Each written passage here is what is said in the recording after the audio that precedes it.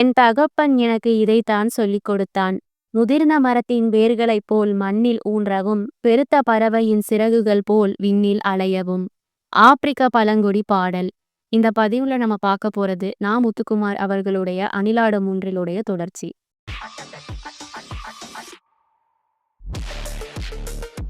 அப்பா, அன்புள்ள அப்பாவுக்கு உங்களுக்கு நான் இறைய கடிதங்கள் எழுதியிருக்கிறேன்.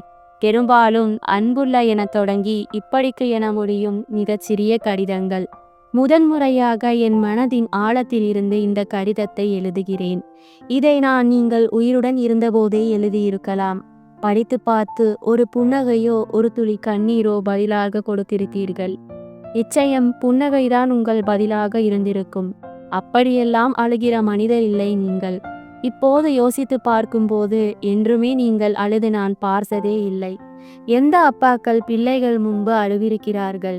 நள்ளிரவில் வீடு வந்தாலும் தான் வாங்கி வந்த தின்பண்டங்களை மனைவி திட்ட திட்ட உறங்கிக் கொண்டிருக்கும் பிள்ளைகளை எழுப்பி அப்போதே ஊட்டிவிட்டு ரசிக்கும் பாசமான அப்பாவின் முகம். உறவினர்கள் ஒன்று கூடும் திருமணங்களில் இரவு நண்பர்களுடன் சீட்டாடி கொண்டிருக்கும் போது மடியில் சென்று அமர்ந்தால் சட்டென்று கடுமை காட்டி துரத்திவிடும் கோபமான அப்பாவின் முகம். மாத கடைசியில் யாரிடம் கடன் வாங்கலாம் என யோசித்து கொண்டிருக்கும் நேரத்தில் பள்ளி சுற்றுலாவுக்கு பணம் கேட்டால் பதற்றமாகும் அப்பாவின் முகம் என அப்பாக்களுக்கு பல முகங்கள் உண்டு. அழுது கொண்டிருக்கும் அம்மாக்களின் முகங்கள் போல அவ்வளவு எளிதாக பிள்ளைகளுக்கு கிடைத்து விடுவதில்லை அழுது கொண்டிருக்கும் அப்பாவின் முகம். அப்பா, நீங்கள் உயிருடன் இருந்தபோது பலமுறை பேச நினைத்து எழுத நினைத்து முடியாமல் போனதைத்தான் இந்த கடிதத்தில் எழுதுகிறேன்.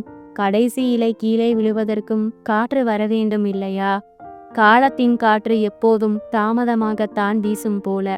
எல்லா பிள்ளைகளுக்கும் அப்பாதான் முதல் கதாநாயகன் என்பார்கள். அப்பா என்றால் அறிவு. எவ்வளவு சத்தியமான வார்த்தைகள்! நீங்கள் இறந்த 18ஆம் நாள் பரணியில் இருந்த உங்கள் பழைய ட்ரங்கு பெட்டியை கிளறியதில் உங்கள் நாட்குறிப்புகளை படிக்கும் பெரும் பேறு கிடைத்தது. யாரோ எப்போதோ படிக்கப் போகிறார்கள் என்று தெரிந்தே எழுதப்படுபவை தானே நாட்குறிப்புகள். பல வருடத்து நாட்குறிப்புகளில் நான் பிறந்த 1975ஆம் ஆண்டு ஜூலை 12ஆம் நாளை முதலில் புரட்டி என்ன எழுதியிருக்கிறீர்கள் என்று ஆர்வத்துடன் பார்த்தேன். சற்றே சாய்ந்த கையெழுத்தில் பேறு வகையுடன் ஒரே ஒரு வரி எழுதியிருந்தீர்கள். இன்று உலகின் 2வது அறிவாளி பிறந்தான். காக்கைக்கும் தன் குஞ்சு பொன் குஞ்சு என்பது போல் அப்பா, உங்கள் அதிகப்படியான தன்னம்பிக்கைதான் என் நம்பிக்கை என்று அப்போது புலனானது. இன்று வரை உலகை எதிர்கொள்ளும் ஒவ்வொரு தருணத்திலும் உங்கள் முகத்தில் இருந்தே எனக்கான உணர்ச்சியை கடன் வாங்கிக் கொள்கிறேன். இதை எழுதி கொண்டு இருக்கும் இந்த நொடியில் உலகின் 3வது அறிவாளி என் கையை பிடித்து இழுத்து விளையாட அழைக்கிறான். அவனுக்கும் உங்கள் பெயரைத்தான் வைத்திருக்கிறேன். பெயரை உடையவன்தானே பேரன். உங்களுக்கு புத்தகங்கள் மீது அலாதியான பிரியம் இருந்தது. தமிழாசிரியராக சொற்ப சம்பளம் வாங்கி கொண்டு வீடு முழுக்க 1,00,000 புத்தகங்களை நீங்கள் சேகரித்து வைத்திருந்தது இப்போது நினைத்தாலும் மலைப்பாக இருக்கிறது. காஞ்சிபுரத்தை சுற்றியிருந்த 20க்கும் மேற்பட்ட கிளை நூலகங்களில் உறுப்பினராகி புத்தகங்களின் முடிவில்லா உலகிற்குள் என்னையும் கூட்டி சென்றீர்கள். நீங்கள் அடிக்கடி சொல்லும் வாசகம், எனக்கு தமிழ் மட்டும் தெரிஞ்சதாலதான் தமிழ் புத்தகம் மட்டும் வாங்கினேன், அதனால கடனாளியா மட்டும் இருக்கேன். ஆங்கிலமும் தெரிஞ்சிருந்தா நாம எல்லாம் நடுத்தெருவுல தான் நின்றுருப்போம். நான் உங்களை பற்றி ஒரு கவிதையில் இப்படி எழுதியிருந்தேன். என் அப்பா ஒரு மூட்டை புத்தகம் கிடைப்பதாக இருந்தால் என்னையும் விற்று விடுவார். புத்தகங்கள் படிக்கும்போது உங்களுக்கு பிடித்த வரிகளின் கீழே சிவப்பு மையால் அடிக்கோடிடுவீர்கள். அது எனக்கு எரிச்சலாக இருக்கும். புத்தகங்கள் படிக்கும்போது உங்களுக்கு பிடித்த வரிகளின் கீழே சிவப்பு மையால் அடிக்கோடிடுவீர்கள். அது எனக்கு எரிச்சலாக இருக்கும். உங்கள் கருத்தை என் மீது திணிக்காதீர்கள். உங்களுக்கு பிடித்த வரி எனக்கு பிடிக்காமல் இருக்கலாம். எதற்கு அடிக்கோடி இடுகிறீர்கள் என்று கோபிப்பேன். அமைதியாக சொல்வீர்கள், அது அப்படியல்ல. எங்கோ இருக்கும் இதை எழுதிய எழுத்தாளனுக்கு நான் இங்கிருந்தே கை கொடுக்குகிறேன். உங்களை பிடித்தாட்டிய புத்தக வேதாளம் என்னை பிடித்து இப்போது என் பிள்ளையையும் ஆட்டிக்கொண்டிருக்கிறது. மொழி அறியா இந்த 3½ வயதில் ஏதோ ஒரு புத்தகத்தை எடுத்து வைத்து கொண்டு அவனுக்கு தெரிந்த ஏதோ ஒரு மொழியில் படித்து புதிதாக ஒரு கதை சொல்கிறான். சிங்கத்தின் தலையும் யானையின் உடலும் கொண்ட அந்த மிருகத்தை பற்றி அவன் சொல்லும்போது பயப்படுவதைப் போல நடிப்பது நன்றாகத்தான் இருக்கிறது. எவற்றின் நடனமாடும் நிழல்கள் நாம் என்று ஒரு சிறுகதையில் எழுத்தாளர் மௌனி எழுதியிருந்தார். 36 வயதில் அந்த வரிகளுக்கு அர்த்தம் புரிந்த மாதிரி இருக்கிறது. புத்தகங்கள் வாங்குவதற்காக நீங்கள் கடன் வாங்குவீர்கள். கடனை அடைக்க கடன், அதை அடைக்க மீண்டும் கடன். கடன்பட்ட உங்கள் உள்ளம் கலங்கியதே இல்லை. கடன்காரர்கள் எதிர்பட்டால் அவர்கள் தயங்கியபடி தள்ளி சென்றாலும் நீங்களாகவே அவர்கள் முன் சென்று அடுத்த மாதம் கொடுத்துடுற சார் என்று சொல்லிவிட்டு அவர்கள் பரவாயில்லை சார் என்று புறப்பட்டதும் என்னிடம் திரும்பி கடன் கொடுத்தவர்களை பார்த்து பயப்படக்கூடாது என்பீர்கள். அப்பா, இப்போது சொல்கிறேன், நான் படித்த புத்தகங்களிலேயே உங்கள் அனுபவங்கள் தான் சிறந்த புத்தகம். இன்று எத்தனையோ திரைப்படங்களுக்கு நான் பாடல் எழுதி கொண்டிருந்தாலும் உங்களுடன் பார்த்த திரைப்படங்களை மறக்க முடியுமா? பெரும்பாலும் நள்ளிரவு 2ஆம் காட்சிக்குத்தான் நீங்கள் கூட்டிச் செல்வீர்கள். தண்டவாளத்தில் கை வைக்கும் சூப்பர்மேன், மூங்கில் குச்சிகளில் உணவு உண்ணும் 36 சாம்பர் ஆஃப் சார்லின், கழுகுகள் வட்டமிடும் மேக்னஸ் கோல்ட், வெள்ளைக்காரிகள் பப்பி ஷேமி வரும் ஜேம்ஸ் பாண்ட் படங்கள் என எனக்கான படங்களை நீங்கள் முன்பே பார்த்து அழைத்து செல்வீர்கள். நன்றாக நினைவிருக்கிறது. கல்லூரியில் படிக்கும்போது வகுப்பை கட்டடித்துவிட்டு நண்பர்களுடன் நான் அவளோடு ராவுகள் மலையாள படத்துக்கு சென்றிருந்தேன். அது திட்டுக்கு பேர் போன திரையரங்கம். வழக்கமாக கட்டடித்துவிட்டு விட்டு படம் பார்க்க வரும் மாணவர்கள் கடைசி சீட்டில் இருட்டில் இடம் பிடிப்போம்.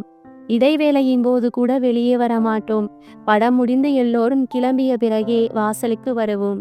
நானும் நண்பர்களும் திரையரங்கை விட்டு வெளிவரும்போது ஒரு நண்பன் என் தோளை பிடித்து, "டேய், உங்க அப்பாடா" என்று சொல்கிறான்.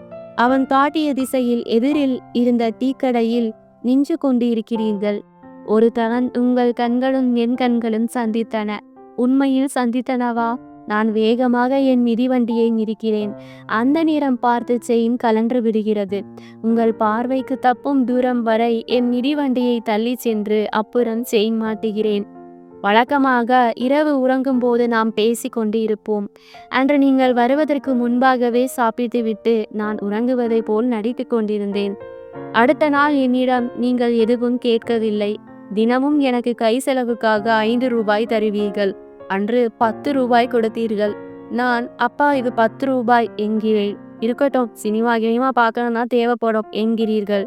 குற்ற உணர்ச்சியின் பரிகத்தில் அன்று வைத்த என் கால்கள் இன்று வரை நீளவே இல்லை. இப்படித்தான் முன்பொரு முறை 10ஆம் வகுப்பு தேர்வுக்கு படித்து கொண்டிருந்தேன்.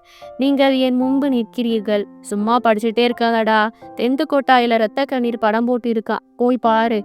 உண்மையில் இதற்கு நேர்மாறாக அன்று நீங்கள் பப்ளிக் எக்ஸாம் ஒழுங்கா படி என்று சொல்லியிருந்தால் நான் நிச்சயம் இரத்த கண்ணீர் படம் பார்க்க சென்றிருப்பேன். அப்பா, புத்தகங்களுக்கு அடுத்து உங்கள் காதல் மிதிவண்டி மீதுதான் இருந்தது. நீங்கள் பணியாற்றிய பள்ளி நம் வீட்டில் இருந்து 20 மைல் தொலைவில் இருந்தது. தினமும் 40 மைல் சைக்கிளில் செல்வீர்கள். காஞ்சிபுரத்தில் நடக்கும் சைக்கிள் போட்டிகளில் முதல் 3 கோப்பைகளில் வருடந்தோறும் உங்கள் பெயரும் பொறிக்கப்பட்டு இருக்கும். இறக்கும் வரை என்னை உங்கள் சைக்கிளின் பின் இருக்கையில் அமர வைத்து இறுதிச் சென்றீர்கள். ஒரு முறை கூட நான் உங்களை சுமந்ததே இல்லை. ஒரு முறை நண்பர்கள் எல்லாம் சேர்ந்து மகாபலிபுரம் வரை மிதிவண்டியில் சென்று வரலாம் என்று முடிவெடுத்தோம். வீட்டின் எதிர்த்தும் நீங்கள் என்னை அனுப்பி வைத்தீர்கள். காஞ்சிபுரத்தில் இருந்து 70 கிலோமீட்டர்கள். காலை 5 மணிக்கு புறப்பட்டு 10 மணிக்கு மகாபலிபுரம் வந்தடைந்தோம். கடற்கரையை சுற்றி பார்த்து திரும்பினால் எதிரில் நீங்கள் நின்று கொண்டிருக்கிறீர்கள். என்னை அனுப்பிவிட்டு மனசு கேட்காமல் பேருந்தில் புறப்பட்டு வந்ததாக சொன்னீர்கள். பௌர்ணமி நிலா தொடர்ந்து வர என்னை பின் இருக்கையில் அமர வைத்து என் நண்பர்களுடன் அரட்டையடித்தபடி காஞ்சிபுரம் வரை கூட்டி வந்தீர்கள்.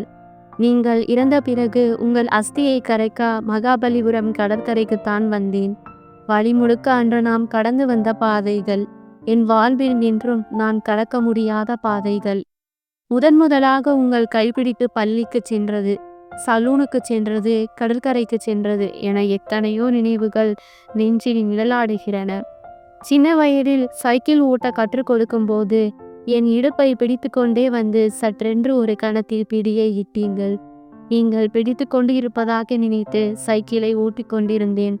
இப்போதும் அப்படித்தான் நீங்கள் பிடித்து கொண்டு இருப்பதாக நினைத்து ஓடிக்கொண்டு இருக்கிறேன். அப்பா, உங்கள் உயிரின் ஒரு துளியில் இருந்து என் உலகம் தொடங்கியது.